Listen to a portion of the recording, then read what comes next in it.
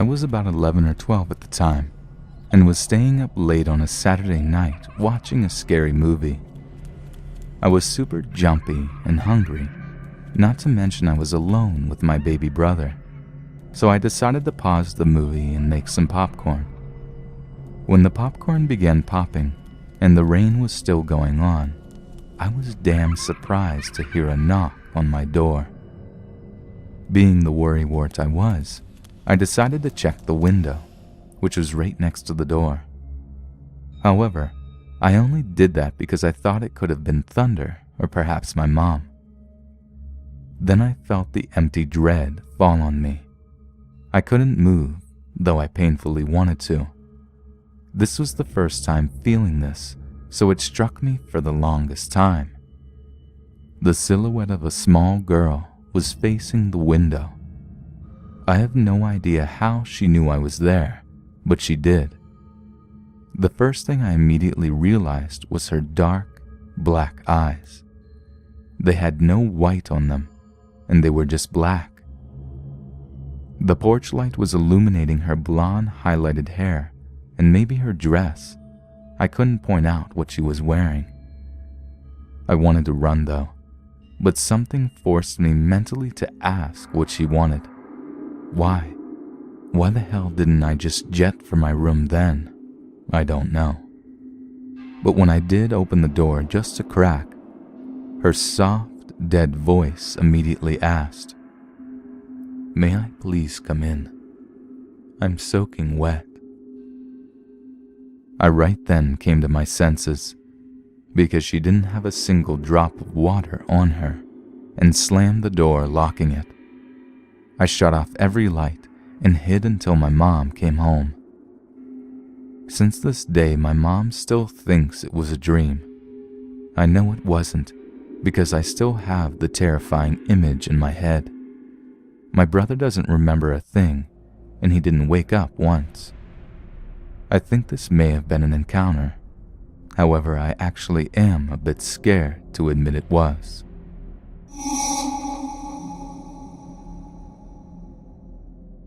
This was fairly recent, and the encounter I had reminded me of the Black-Eyed Kids, and this subreddit that I explored a few years ago when I'd first read about this phenomenon. So right now, I'm on spring break, meaning I went to my dad's for the week and have almost nothing to do. So late at night, I like to troll the town, walking alone, even if that does seem a bit dangerous. But I only have one friend here. Anyway, Sunday night, I was out on the town alone and leaving a little pub I had found on Main Street that sold the apple ale I liked. It was about 1 a.m. So yeah, I was a little buzzed, about 2 glasses, and I wore a large black sweatshirt with dark jeans to fend off creepers. It works. But I was walking back home in the dark, with my phone out as a flashlight on my street. There are limited lights on this street. It's a relatively safe neighborhood though, and it's strictly middle class, so I figured no one else would be out. I was walking about 3 houses away from mine, when I looked over and saw 2 figures on the porch talking to a man who was shaking his head and refusing to open the screen door. I stopped cautiously at the end of the driveway, holding my phone out, ready to either help or call 911. Something, because I had no idea what was happening. I could only think that maybe these 2 people were harassing this man, who looked startled and pretty angry. Now, I by no means would have been able to help. I'm 5'6" and roughly 130 pounds, and have no fighting skills. But I felt maybe the way I was dressed might make me look bigger and rougher, so I stood there, watching with caution. Then I heard the voices. 2 kids it sounded like, and I stepped forward again, curiosity at this point pumping in my veins as I involuntarily moved forward.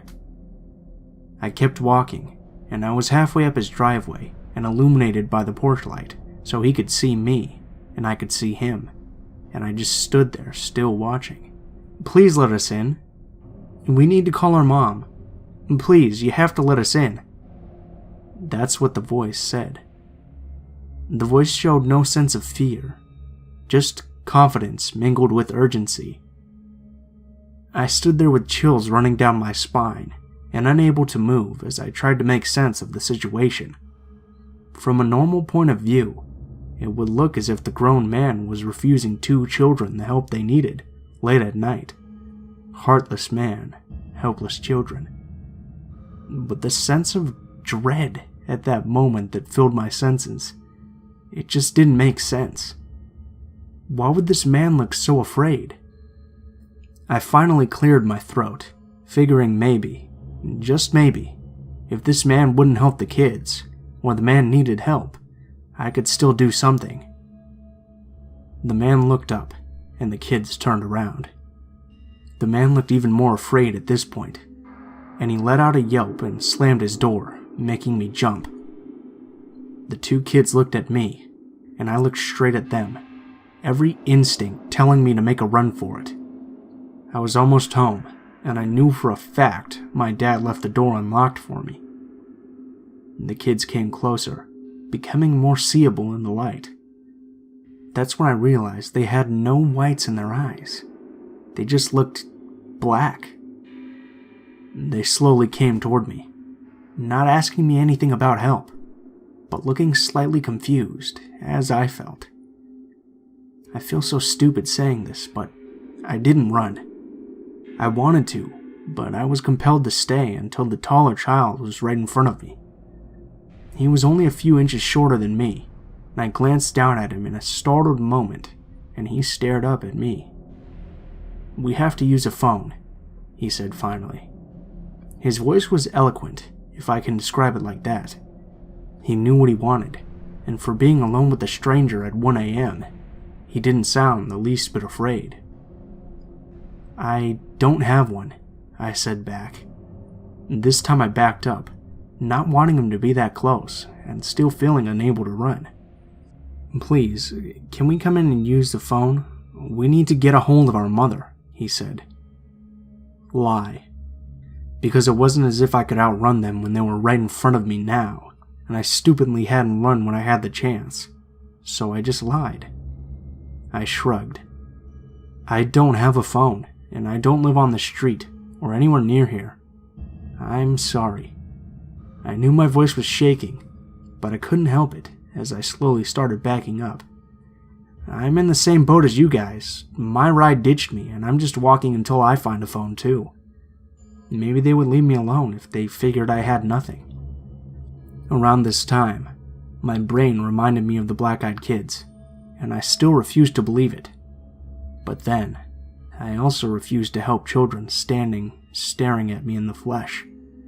"Please help us," the boy repeated. I shook my head. "Try another house, man, or go to a payphone. I have some change you can have," I offered. "No, forget it." This time the other one spoke up. "I'm really sorry. I wish I could do more to help. I know that I look younger than I appear, especially with a large hoodie on and large eyes.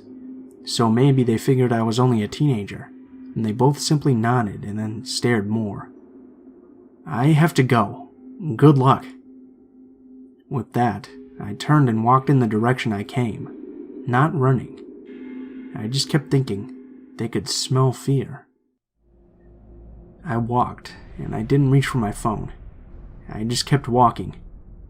I must have walked 3 or 4 blocks from my street when I turned around and headed back, heart still pounding. I walked up my street hesitantly, looking for those damn kids, but not seeing anything until I reached the house again. The porch light was on, and the man was standing there with the door open, screen door closed, holding a baseball bat and shaking. Our eyes met, and he jumped again. I looked at him confused, until I realized what I might look like. One of those kids, given my height, and from a distance, blurry figure. "Did the kids leave?" I called out, hoping my voice would help him relax into knowing I was just another person. "The ones you were with earlier?" he shouted back. I stepped closer, and he jumped again. No, the ones who were outside that talked to me for a few minutes. They wanted to call their mom. Did they leave? Do you know if they left? I could hear my own voice trembling, and I think this is what broke his trance of hatred on me. I watched them walk away earlier. He pointed in another direction from which I had walked. I feel uneasy. I'm not going to let you in. I have to go home, I said. I don't go to my dad's often, so it makes sense that he wouldn't recognize me, even in the dark. But I walked home, determined to make it. I got there safe, with no other freaky happenings. I locked the door, and I sat in the middle of the kitchen for a long time, afraid to go into my room where there's a huge window, and afraid to see what might be looking at me. The scary part is, last night, there was a knock at the door. It was 11 or so. I didn't answer because my father asked me not to, said it was late and no one we wanted to talk with. But still, I can't help but feel a little uneasy about it.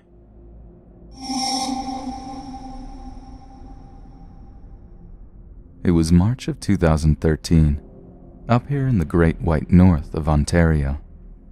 It was the aftermath of a really bad snowstorm. Canadian winters are extremely cold up here. I had ventured out to do some groceries with my 4-year-old daughter, who was mildly autistic. It was a weekend for sure because my husband was home, and he only comes home on weekends as he works during the week out of town. When this had happened, he was visiting his father at the assisted living home he lives in. I know about black-eyed kids, and I've been reading about them for years. So when I pulled into my driveway, car full of groceries and a 4-year-old, and saw the black-eyed man walking down the middle of the road, wearing a pair of blue shorts and a faded red hoodie, socks with sandals, of course I freaked. My first thought that he was some sort of junkie that wandered out of a not-so-great area of town to my nice little suburb. The thing is, everyone knows everyone in our area, and we look out for each other. This man was not only underdressed and completely unfamiliar to me, but he was acting really strange. He was walking up and down the street, approaching the same 3 doors of my neighbors' homes directly across the road from my own, but not knocking or anything, just walking to their doors, then leaving, going to the next, and then the next, and then starting at the first house again, and repeatedly the same actions, going to the doors and just standing there, staring at them as if not knowing what to do. Finally, after watching him for about 5 minutes, I got out of my car, leaving my door open, and said, "Excuse me, what are you doing? And do you need any help with anything?" When he heard me, he just stopped dead in his tracks and turned around and stared at me as if he just realized there was another side to the road. At this point, my daughter began crying and shouting, "Mommy, in car! Mommy, hurry in car!" At the same time, she began crying for me to get back in the car. I looked this man directly in the eyes, and they were coal black, and his face was emotionless. I was filled with a terror so profound that I can't even think of a word to describe exactly how I felt. I couldn't break eye contact with him, and the only thing that stopped me from approaching him was my daughter screaming bloody murder in my car, which snapped me right back to reality. I turned and climbed into my car, locked the doors, leaned over and released my daughter from her car seat, and helped her climb up front with me to have her close to me. The man just stood there, staring at us. It was the worst feeling in the world having him look at us.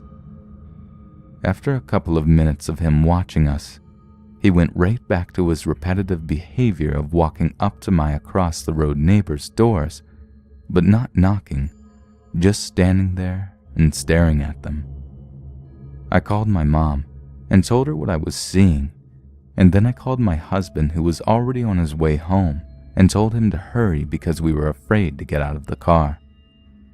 When my husband said he was on his way, the man looked at us, and he could hear my husband telling me he was coming, then simply started to walk away.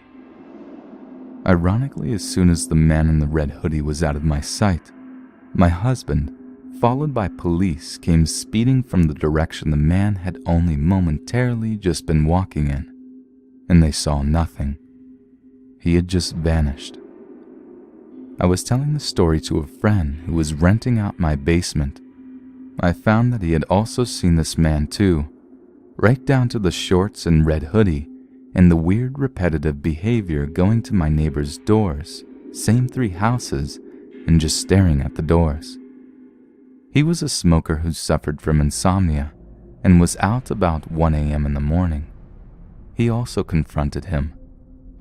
The man did the same thing to him upon confronting him, causing my friend so much fear he dropped his cigarette, came in and locked the door, and never went outside at night again without one of our dogs with him.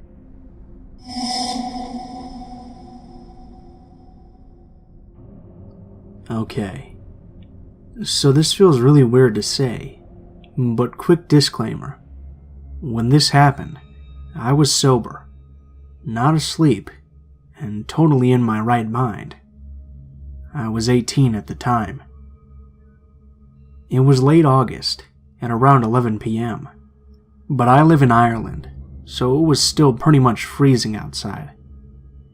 My parents had gone to see an uncle over in Scotland because he was sick, and my older sister was staying at a friend's, so I was basically home alone. I wasn't scared though, because although I believed in ghosts, I never thought anything this creepy could happen to me. I had been watching Mean Girls with Lupin, my husky, sitting on my lap, when the TV just shut off. No lights were on at the time, so I just thought it was the television being annoying again. I wasn't scared, but then Lupin started to freak out.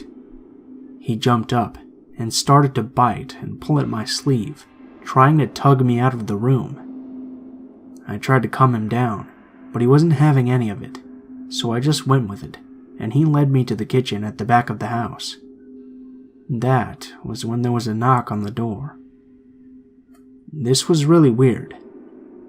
I live in the countryside, and my closest neighbors are about half a mile down the road, but I guess I wasn't really thinking.